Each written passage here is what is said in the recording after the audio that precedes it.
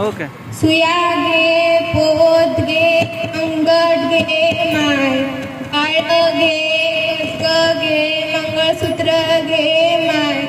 अगं बाई गावली की मंडळी. ए बाई वेळ लागलो का तुला?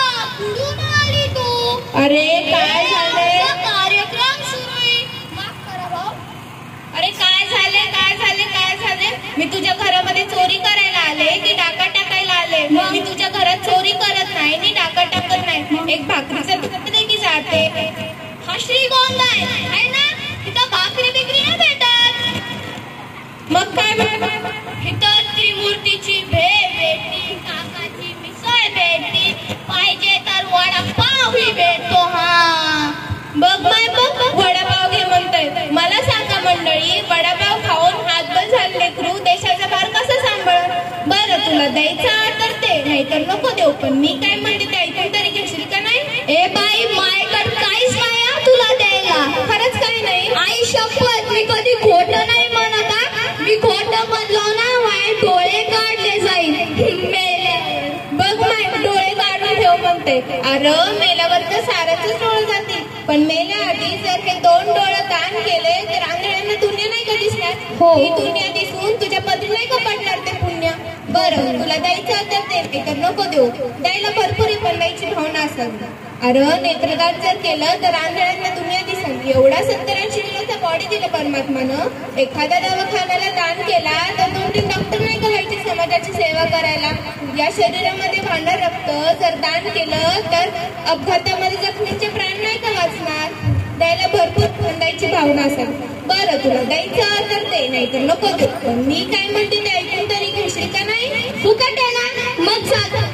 बघ माय फुकट असलं तर घेईन म्हणतो, म्हणून तर म्हणतात ना विकतचं असलं तर घेईन ना कोणी, आणि फुकटचं म्हटलं तर बाप लागतो.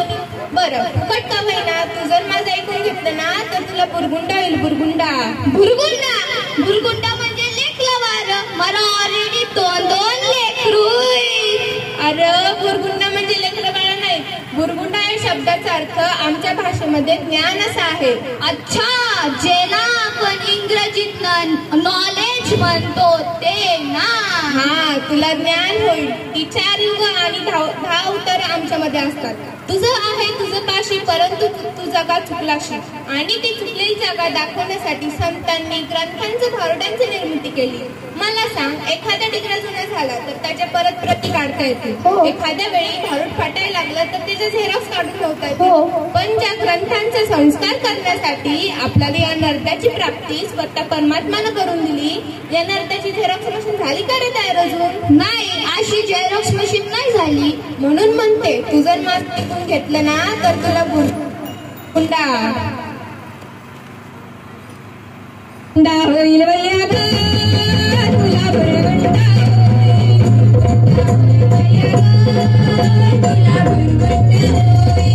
बुरगुंडा होईल भैया ग, तुला बुरगुंडा होईल. बुरगुंडा होईल भैया ग, तुला बुरगुंडा होईल.